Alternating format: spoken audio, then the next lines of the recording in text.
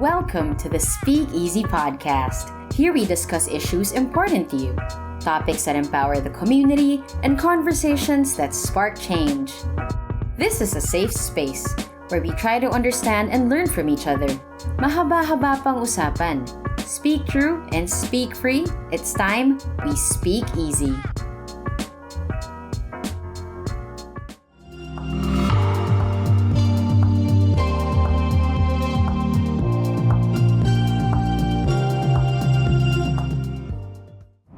From strict restrictions to work-from-home setup to health and safety protocols, without a doubt, the pandemic has dramatically impacted our lives.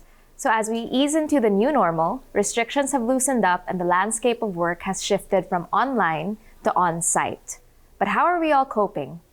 A survey noted by the American Psychiatric Association states that young workers report mental health challenges. It says that while many recognize employer efforts to address mental health in the workplace, the majority feel more could be done. Young professionals also say their workplace negatively impacts employee mental health and well-being.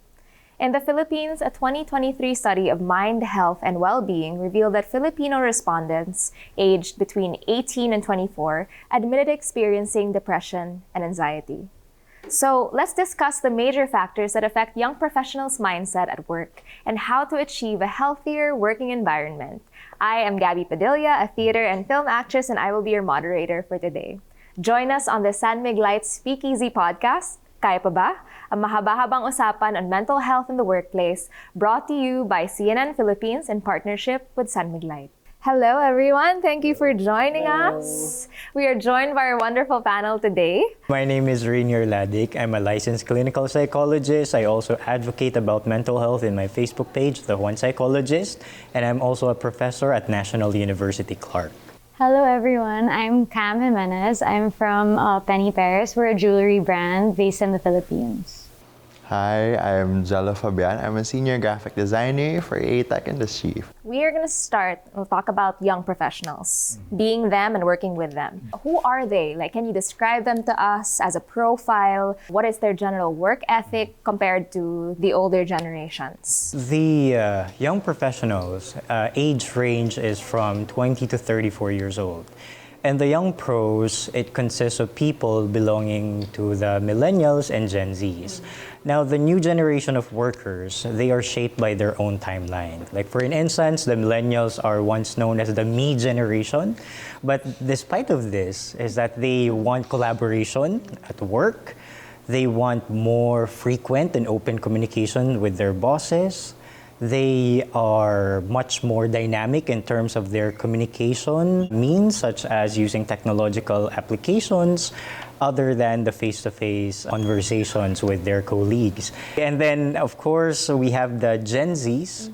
They are known as job hoppers, but despite of this is that they want more inclusive, progressive, and dynamic work environment. They are career-driven, they're financially motivated, and according to research, that even if these people grew up in technological advancement, they prefer to have face-to-face communications with their bosses and with their colleagues, and they are the generation who are much more open to taking on multiple careers rather than taking one type of job. So a lot of the people who work at Penny Paris are from Gen Z, actually. So I noticed a lot of what you said, they like to have that one-on-one connection.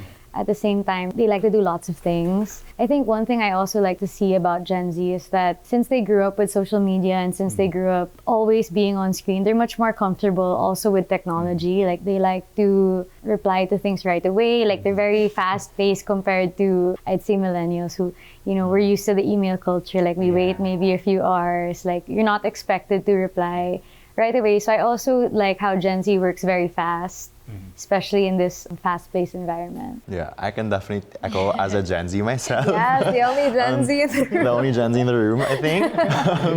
I would echo what you also mentioned, Rainier, how the Gen Zs are very collaborative and we are career-driven. I would like to believe it's not really we'd like to job hop, but more if we'd want to find something that fulfills us and find something that aligns with the culture we'd want, the environment that will actually take care of us. And that's what's the beauty of working with young professionals now, and in my case, in a startup business, you can see how collaborative and receptive people are to feedback.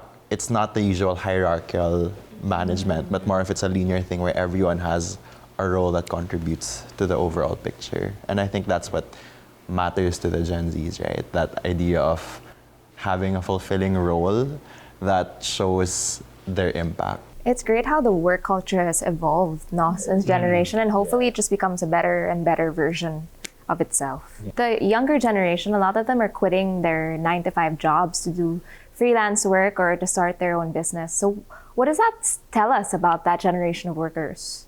Some of them will paint them to be entitled, or, they have very high standards for themselves, and that's not necessarily a bad thing. But what do you think that says? Just like what Jello has mentioned a while ago, I think mas nagkakaroon ng emphasis to the new generation being tagged as job hoppers. Because I think these individuals, they're much more aware about what they want. So if something does not fit within their personality profile, with their interests, they tend to actually look for it. They tend to look for that place wherein they're going to grow, they're going to be progressive, and they're going to just get what they deserve from all the preparations that they have done. So I think that is one of the reasons why people try to quit their jobs. It's really looking for their passion.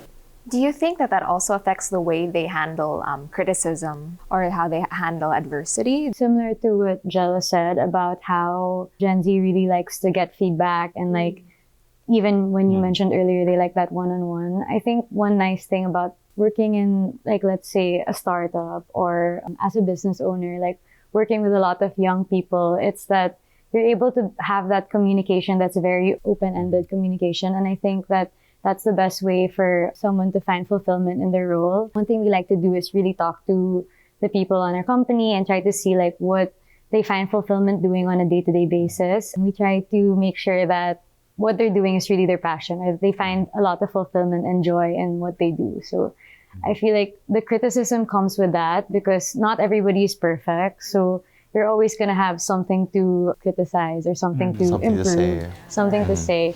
But like I always say, praise in public, but when you're going to criticize, it's always one-on-one. I'm sure all of us have gone through a job interview at some point in our lives. And we're always asked, how do you deal with working under pressure? How do you think this generation does with that? Oftentimes, in the industries that you're in, it's a high, fast-paced, high-pressure situations a lot of the time that they have to navigate. So how do you think they cope? Yeah, circling back to what you guys have mentioned earlier, we don't take pressure as something to internalize and talk about on a quarterly performance review. Like what you do, Cam, in your company, we do one-on-ones. I personally do a coaching session with my coach. We don't have a boss system at work, so we do mentoring. So I do that weekly, and he cascades it to the team, not as, this person mentioned this, but more of what are the action steps to do to address this pressure. And personally in my team, I'm fortunate to work with fellow young professionals in that same age group. We really take feedback not as something to ask for formally. We can talk about it on a day-to-day, and we just collaborate on what we could do on our level first before raising it. So I really enjoy that idea of being receptive and not needing to think of pressure as something negative, but more of something to act towards. I was just going to say that's really true. Pressure isn't something that is necessarily bad. Yes. Like what I say, pressure creates diamonds. And I think with everything that they have mentioned, I think this reflects the resiliency of the young adults through collective efforts. Through They always get that rep. Now they're not very good with dealing with adversity. Now they need to be protected. But I feel like that's not true at all. There's this saying na, di ba yung mga new generation daw is called a snowflake generation, very sensitive. But I do not think it's coming from their sensitivity, but it's much more of having an awareness about what they deserve, what kind of treatment they wanted to experience within a certain company. So it's not really being sensitive, it's just knowing what you really deserve and what are your rights. And there's a gentleness in which we can still, achieve our goals, but also we don't have to be robots. Exactly. It's so interesting to listen to you guys because as an actress, I don't really have that group dynamic at work. I mean, on set, I work with other people, but a lot of the time it's just you. So it's interesting to kind of hear how, as a team, you get to work on a problem together, sort it out together. But kaya personally, how do you deal with going through pressure? When I go through pressure with work, I usually just like escape and consume other sorts of media. Like I read or I just binge a show. I just really distance myself from my work. And I think that helps me stepping back. When you're faced with a problem and you're standing too close to it, you don't get the perspective that you need. So that's personally how I cope. How do you guys deal with pressure? In my case, I also do the same. I do momentary escape from the stressor. Then once I'm much more prepared, I face it. I do emotional processing. I allow myself to feel essential emotions. If I'm sad, I'm going to just let myself, just feel that emotion, because that's a healthy and normal type of emotion, rather than just repressing it and later on all of those repressed feelings will haunt me. I would rather want for me to relieve that tension. Then I would just try to think what caused me to have this type of feeling. Then once I get to know what's the cause of this, then I think my mind will be clear for me to think of the solution, so that I'll be able to avoid, whatever will make me feel these negative feelings. Then basically, I will just have to act on things and, just let go and, just release the tension that the pressure has brought onto me. There is value in just sitting with the emotion. Yes, exactly. Because a lot of people, whenever they feel pressure, they feel na parang they just want to resolve it right away. So what they will do is that they will set aside the feeling, it will be repressed, but then eventually may ipon niya na may ipon, and then until such a time that the person will, have this moment wherein talagang sasabog siya.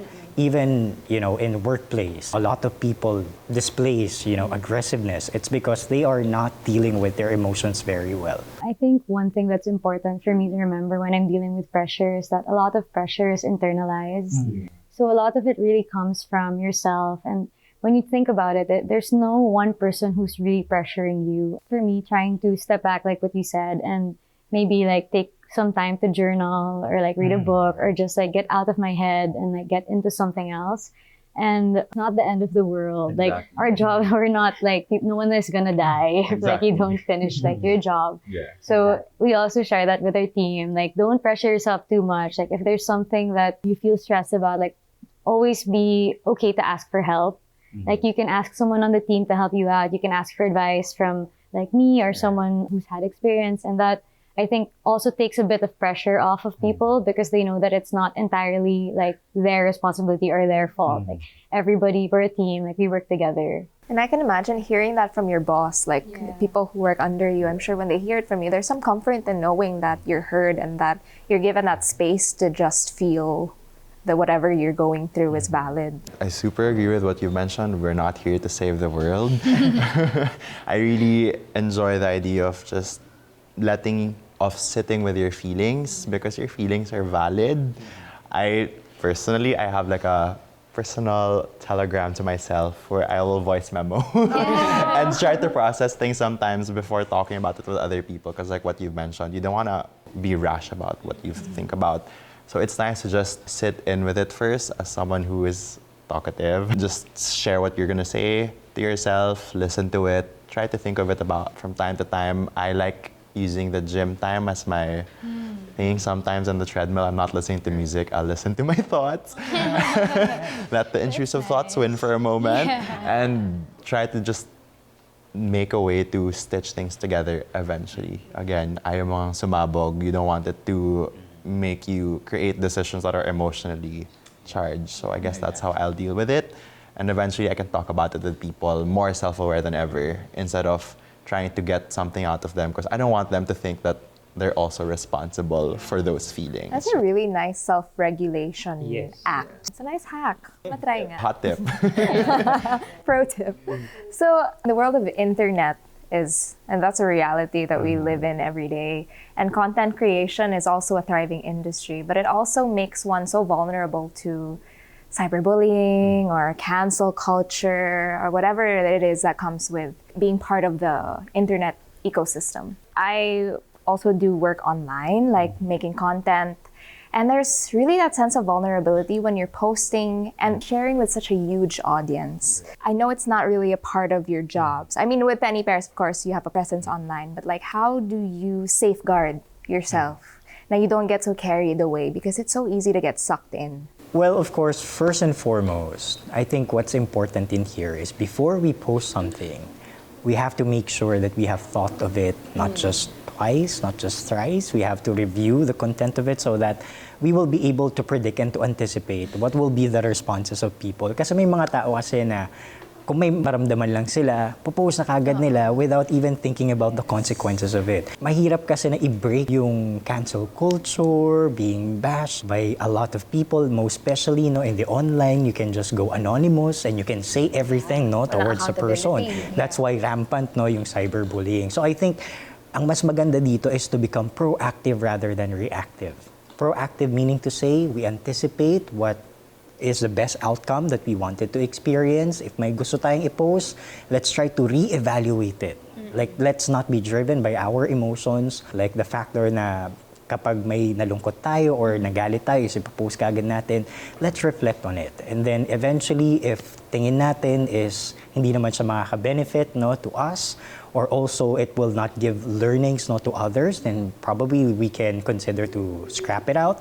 Or if there's really this urge within us to express our emotions, kasi nga parang yun yung nagiging way natin to vent out no, yung tension within us, then let's try to re-evaluate it and then try to anticipate what could be the responses of these people if we were able to control it and we were able to really think na, okay, hindi naman siguro magiging ganun ka-negative yung tingin ng mga tao, then feel free to post it. But then, of course, at the end of the day, we should be accountable and responsible with our own actions.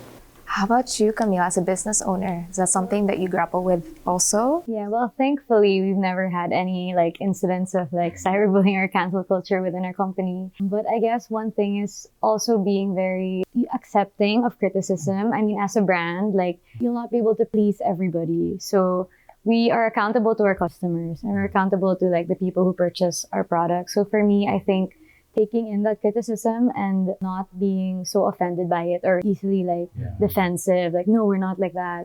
You know, it's important for you to like listen. The first thing you need to do is listen and like try to see where they're coming from, what they mean by it, because everybody that reacts also comes from a place of they have something to say.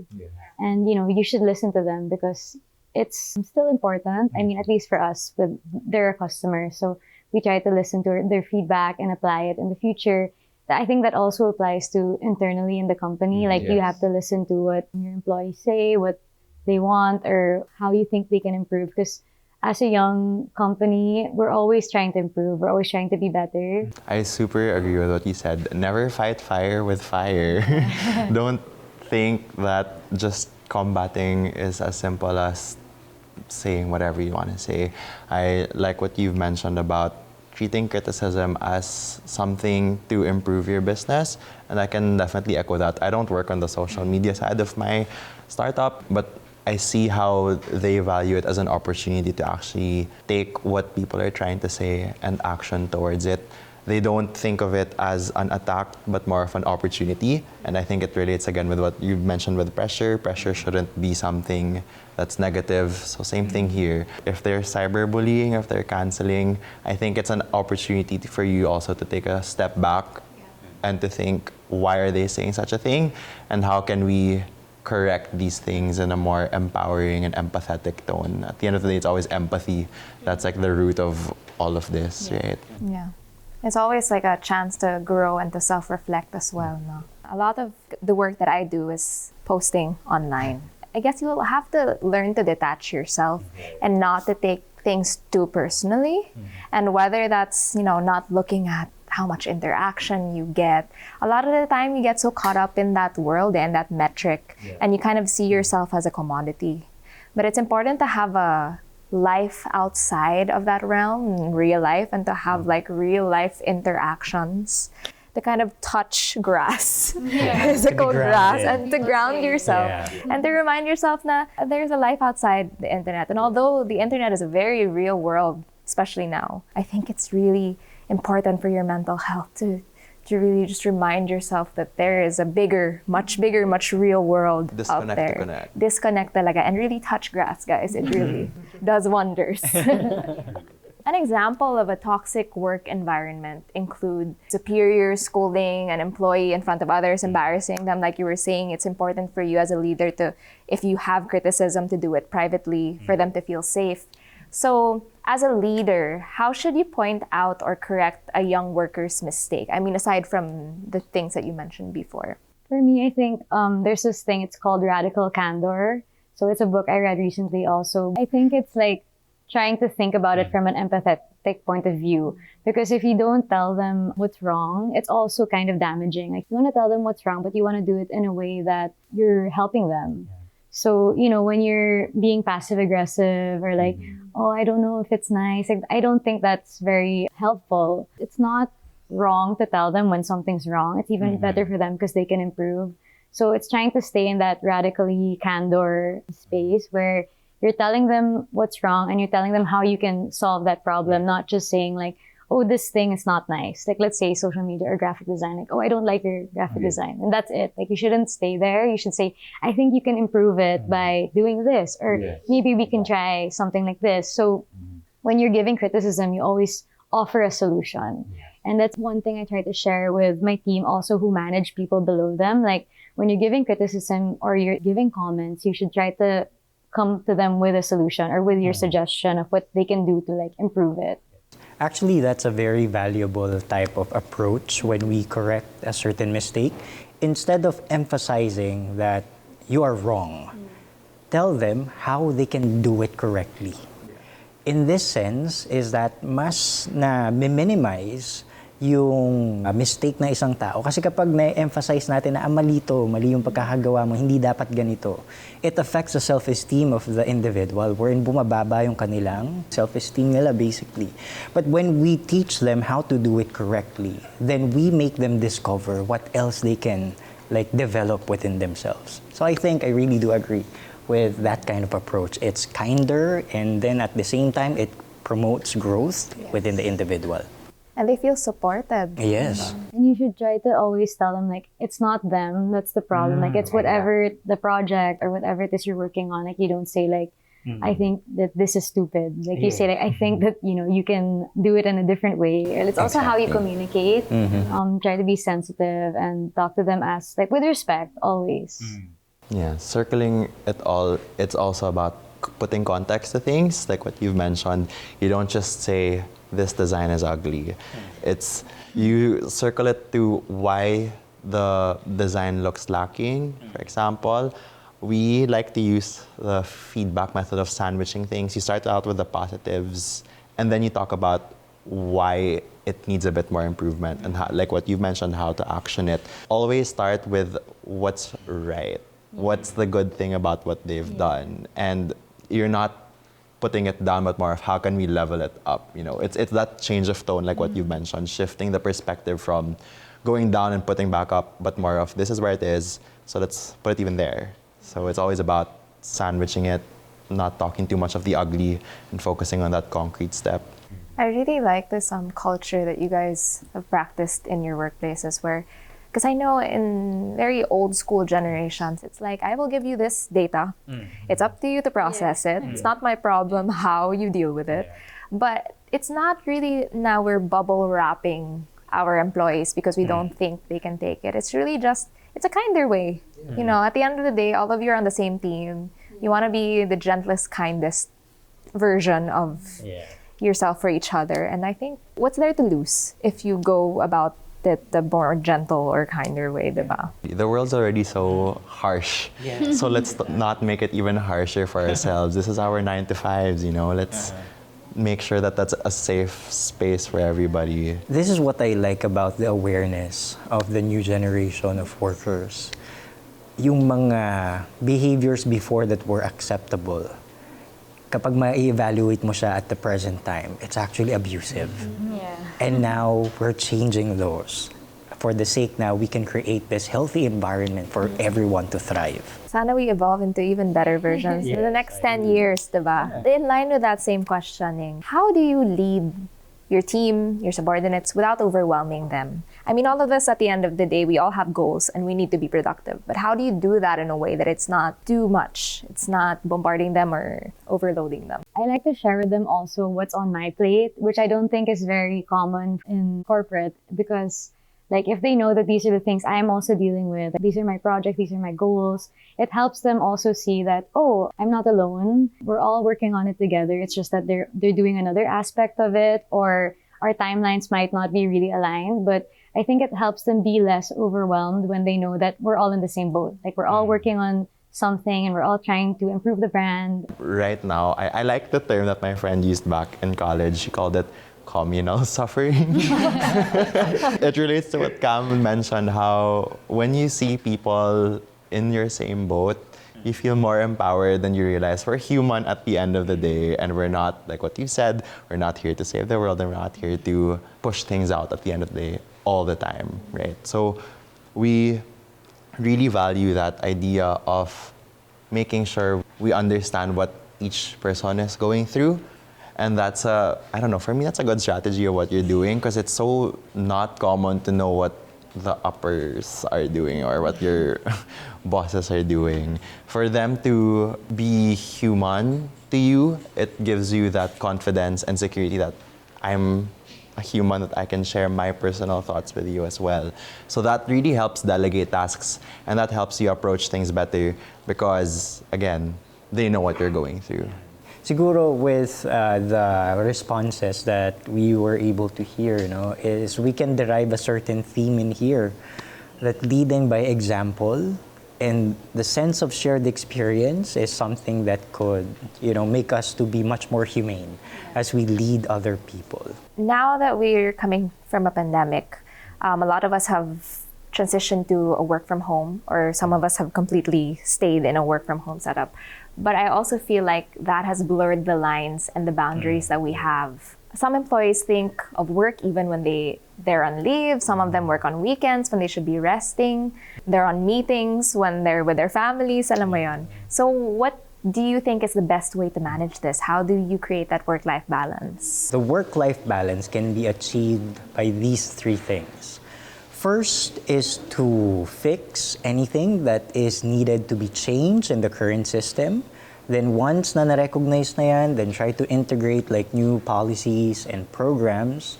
Pangalawa is setting healthy boundaries. And pangatlo is self-regulation.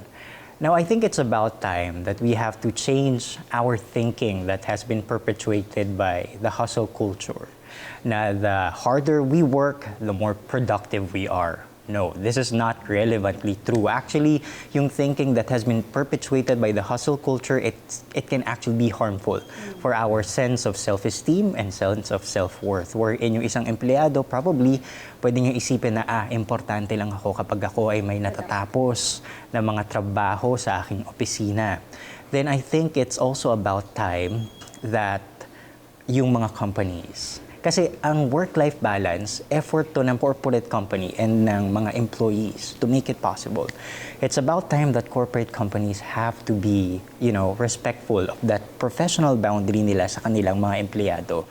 So I hope it can be avoided na i-overwork yung mga employees and give what is due to their jobs or to their positions, jobs responsibility. Then at the same time, may role din dito yung mga empleyado kung saan kailangan nila matutunan na mag-self-regulate or to control themselves, not to bring their work at home and start to prioritize other activities other than their work. Ang dami kasi mga empleyado na nagigilty sila kapag hindi nila natatapos yung kanilang mga trabaho. So ang ginagawa nilang compensation is they sacrifice their personal time. So this is actually the source of burnout. Yung wala nang variation yung activities natin, puro work, work, work. Wala nang avenue or wala nang time for you to actually recharge yourself, to become much more empowered, to prepare yourself for another day at work. So I think talagang yung healthy boundaries, I believe, it starts with two letters, N and O, no. So employees have to learn how to say no And company management have to, be fair in allotting work commitments to their employees. So I think talagang kapag pinag-uusapan natin work-life balance, hindi lang to puro sa company, hindi lang to puro sa empleyado. It should be a collaboration of the two. I want to touch on two things that you mentioned. First is healthy boundaries. And the second thing is that something you mentioned earlier, which is leading by example. So I think a lot of employees, they feel guilty or they feel like they need to do more because they see their bosses. They see the people above them. But for me, I think I have the rare opportunity that I'm able to show my team that, hey guys, I'm at the beach or I'm doing this, I have a life. And it's like, it helps them say, oh, I can have a life too. Like I can do this, I can do that. And it's like having those healthy boundaries, because if I don't expect them to, be online all the time, like to reply to me right away, then they also won't expect that of themselves. Cool boss. Cool boss. I love that. Stemming from what you've mentioned as someone who isn't a boss and someone who is the designer, I think echo with what you said, Rainier, about self-regulation. You need to learn how to say no yourself, because if you're the one who will accept the work, you're just feeding that system. You're just contributing to that already existing problem of the hustle culture. So for me, at the end of the day, it's transparency again, like what you've mentioned. If you see that your boss or your coach or your mentor, whoever, is also having a timeout, then echo it to yourself that I also want one. I'm allowed to have that. You need to recognize your rights as an employee as well. And number two, for me personally, since I work with people who aren't just in the Philippines, they're from other countries, you see that their work culture is so healthy and they time out. I time out at when the time of the day is ending. That's it. Stop. Drop everything and let your life do its work. There's so much more to life than just work. I think that's, for me, is like the best practice. I have friends where we would message when it's a timeout to be like, okay, everybody, stop. For us and my team, we'd have like a bi-monthly wind down in the Philippine team. So we would have something at the end of the day where we just not think of work, settle it. We'll talk about our lives, play a game, do an activity, and then we'll have one with the rest of the team from the other countries at the end of the month. I think that's such a healthy practice for you, because if you're already integrating those healthy practices in work, you wouldn't be afraid to talk to them and tell them about your life outside work. And then you have that shared understanding, shared experience, as what you mentioned, of a healthy workplace and life outside it. Yeah, everything you guys just say is true. I feel like we all struggle with it on different levels. It's so easy to correlate your self-worth to your productivity. Yes. But I feel like what helps me personally is getting to know yourself outside of work, whether that's finding a new hobby or just finding a new activity that isn't connected to what you do. I think that also helps so much. But what are your thoughts on, because I feel like a lot of workplaces now offer mental health breaks. I'm sure we all agree with that, but what are your thoughts on it? Do you think it's important? Do you think like it's essential? I think it's a must that mental health breaks are being implemented. I think some other companies, they start to implement yung 4-day work week, yung mga ganyan, wherein they add like an additional like break for their employees, because basically, hindi natin pwedeng isabuhay na lang yung ating mga trabaho. Meron din tayong ibang mga aspeto ng ating pagkatao that we have to, focus on, and we have to continuously develop. And I think these mental health breaks, we can have this opportunity to focus our energy on other things that matters to us other than work. To add to that, like our responsibility as the management to give our employees a safe space where they can speak and say, oh, I need to take a break. I need to like decompress, or I'm kind of burnt out and I want to take a step back. And so it's not only just having the chance to have a mental health break, but we want them to feel like their mental health is thought of every day at work. Like not just, I'm burnt out and I need to have a break. It's like, do the things that make you feel good every day. Like if that means working out after work or like having lunch with your workmates, like doing things every day that's good for you, I think would be better also in the long term, not just when you need to take a break already. You believe that better work is done when people are happy and healthy. Yes. Yeah. Exactly. Exactly. I totally agree. I love the idea of having leaves that are very flexible to you. And you need to have that time to yourself. And I think it's a time also to understand that mental health isn't something negative, or it's not something that should be like a problem that we're talking about, but more of it's how do we live day to day? How do we live healthy? I love the idea of having these mental health breaks, and in my company, we have the flexibility to use it, whether it be for, let's say, we want to learn something new, a new hobby, maybe tackle like professional education or other short-term programs, and supporting that with giving them the reassurance that they could do that.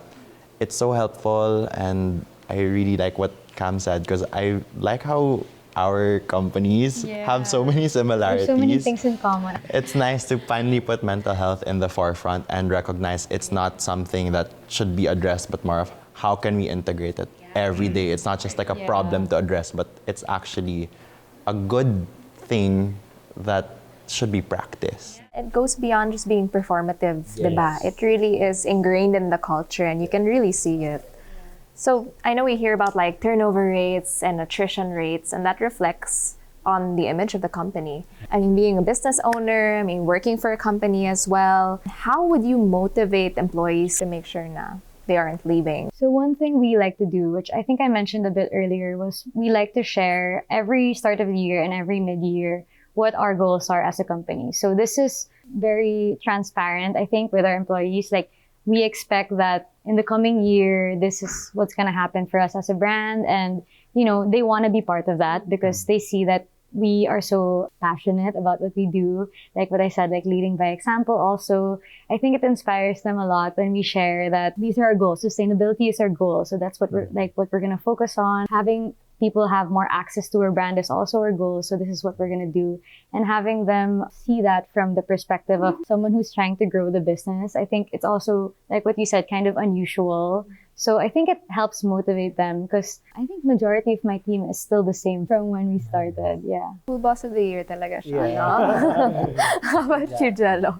I totally agree with what you've mentioned. Transparency really is the number one, I think, resolve for the motivations of people. If people see the trajectory of what's happening and also not sugarcoating it so that you know where we're at, it will give them that sense of fulfillment. That's where my role is essential. So as simple as that, being transparent, and my team, we'd have weekly cadences of where we're at. And on a company perspective, we'd have, I think, twice a month recaps of what's happening. It gives you that sense of fulfillment that we're on the right track and we're doing something. It doesn't mean that, you know, it's all rainbows and sunshines. If there's a blocker that's happening, at least we know it. And our role contributes to addressing that blocker. It's all about that sense of fulfillment, like what Cam mentioned. If you feel happy and you feel content with your role, there shouldn't be a worry about hopping off to the next one. So I think it's, you know, it's not about the young professionals, but more of the culture that's being raised and driven by the companies they're in.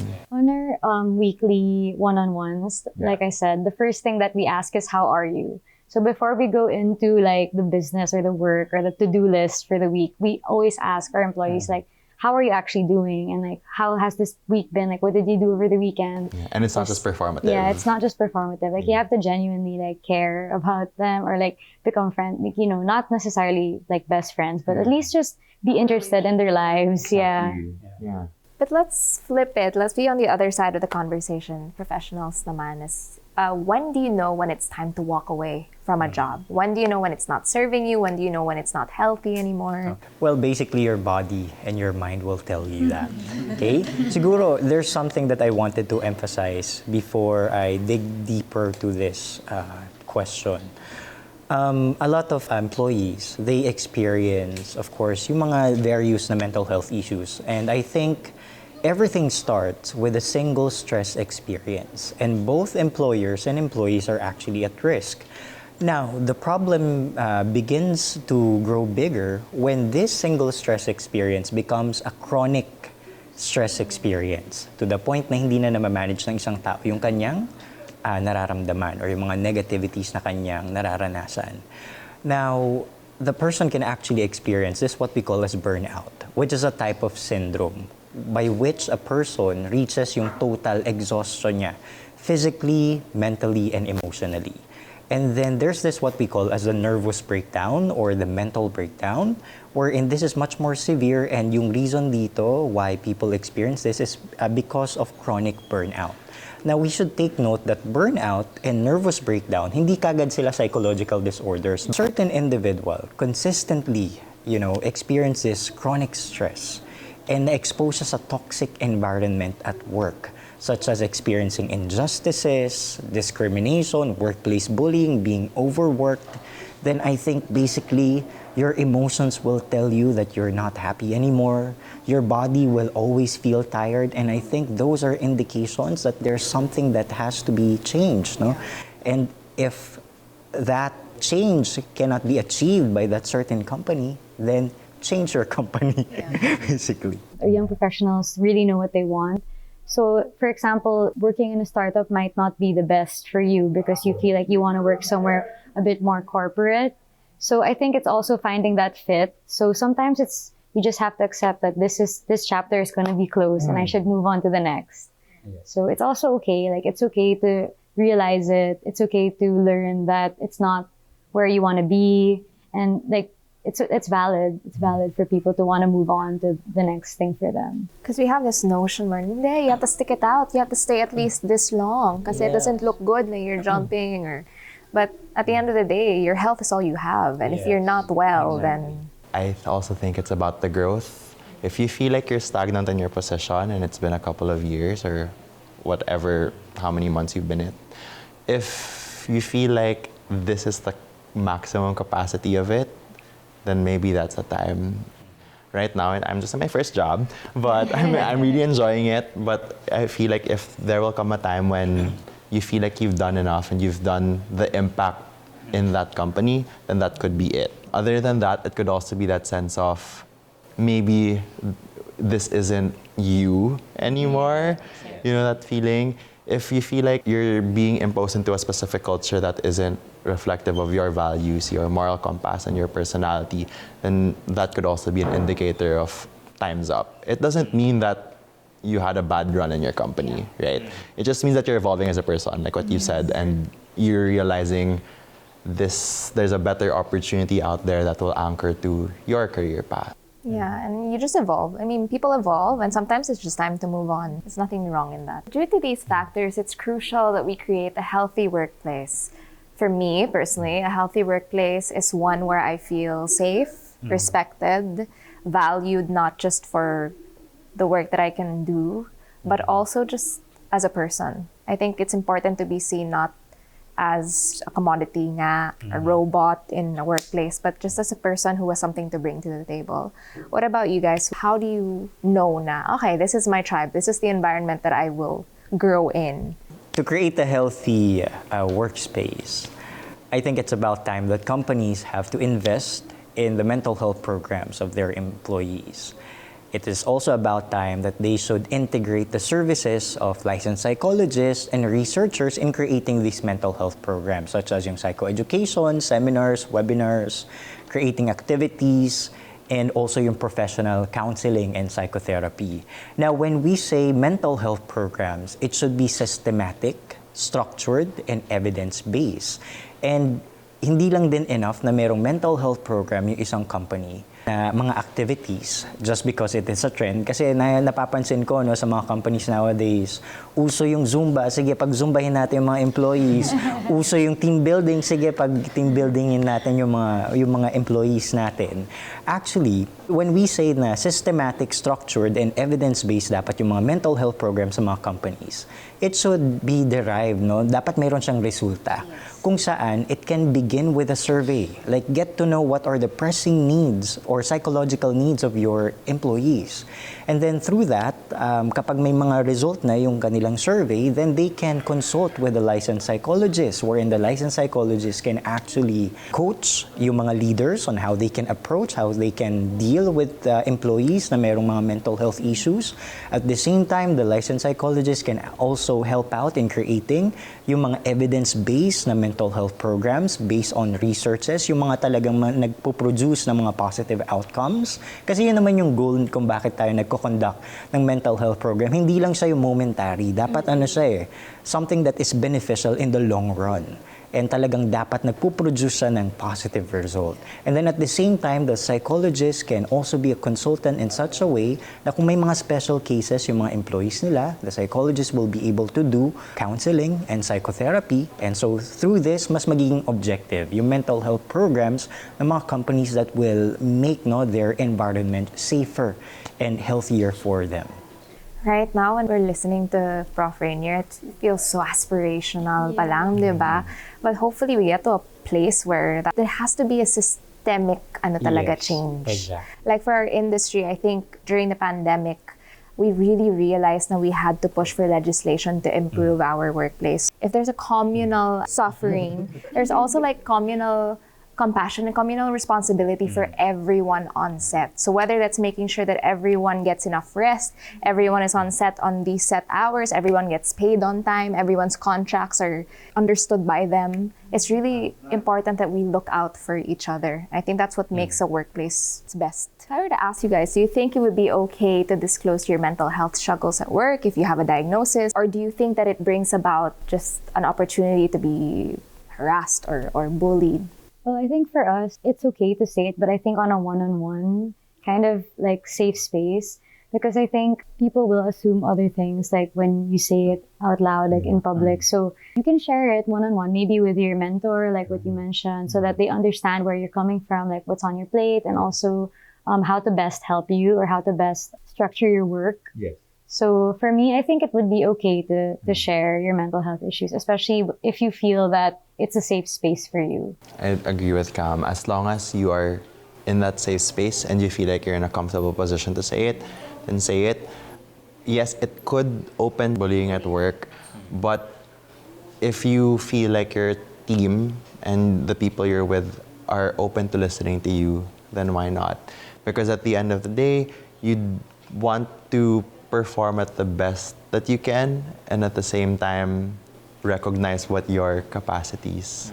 And I think we should also take away the burden from the people who have these conditions. It's also on us to kind of educate ourselves, because there's still a lot of stigma and confusion around it. If there's like SOGI awareness for certain workplaces, sana we also have mental health awareness, and we also learn about what it is, science-based, fact-based, diba? So apart from taking vacation leaves and mental health leaves, what other measures should companies do to improve the well-being of their employees, do you think? For us, I feel like it's important to get to know them, like to know what they like to do outside of work. Like, for example, what you mentioned, for you, you like to read or you like to watch movies.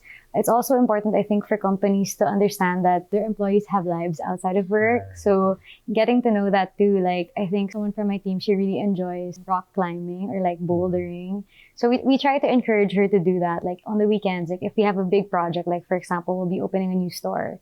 We try to tell her like, hey, take the weekend off. Maybe you can go like bouldering with your friends. So I think when companies have that personal relationship with their employees and really know what brings them joy or what is good for their mental health, they can encourage it.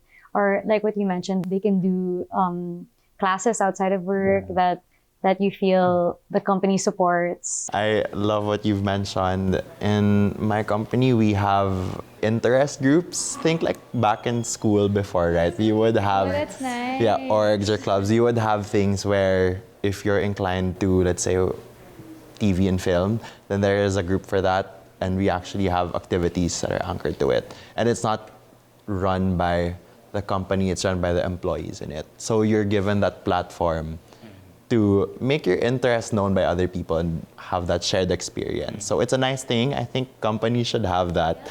Not just Zumba classes for the sake of it, but actually have activities that cater to them. So in our company, we don't really impose what activities employees should do. They're the ones who propose it. They're just given the platform and the resource to do it.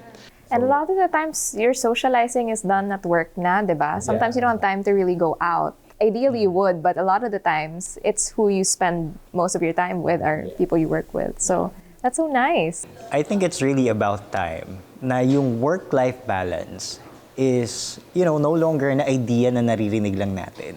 I think what should be promoted is to really make the employees experience that. And I think with what I heard from these amazing people, is that talagang may work-life balance, no? It's about time na iparanas na mismo sa mga tao yung work-life balance.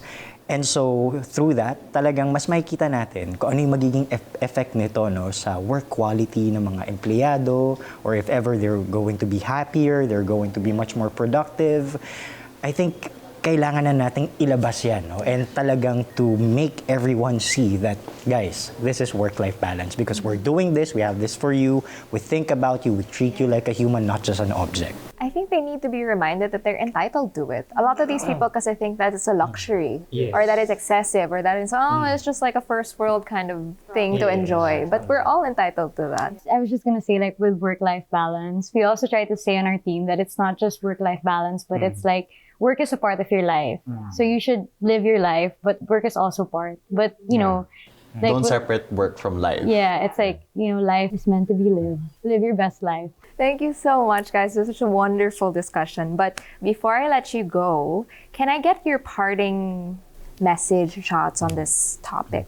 Mental health is not secondary to physical health. It actually goes together with it, and we cannot just separate this from our general health.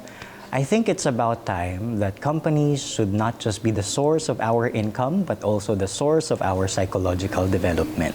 I guess my parting message is that a mentally healthy workplace is one where employees are able to communicate their opinions and where management listens. So for me, I feel like that's a non-toxic work environment. On my end, as an employee for a corporate, you yourself, you also have the responsibility to take action and make your mental health the priority. I think it's about time for us to remove that stigma of hierarchy and management, and we don't have a voice. We have our rights. We have the power to really let them know what we want and what we need. So at the end of the day, tell them and let your voice be heard. Thank you. Thank you so much. Thank you to everyone who has joined us today. I'd like to leave everyone with this message as well. I think it's just validated my belief that it's not a lot to ask for your mental health to be prioritized. It's something that, again, we are entitled to, something we should hold space for each other as well. And I still go back to, it's important to really sit with your feelings. It's really important to self-regulate and to hold that space for yourself all the time. And finding the right people, I think they will as well share that safe space with you. So thank you so much. This has been Gabby Padilla. Thank you for joining our San Mig Light Speakeasy podcast. Kaya pa ba? Ang mahaba-habang usapan on mental health in the workplace. Brought to you by CNN Philippines and of course, San Mig Light. Thank you so much for hanging out with us. See ya!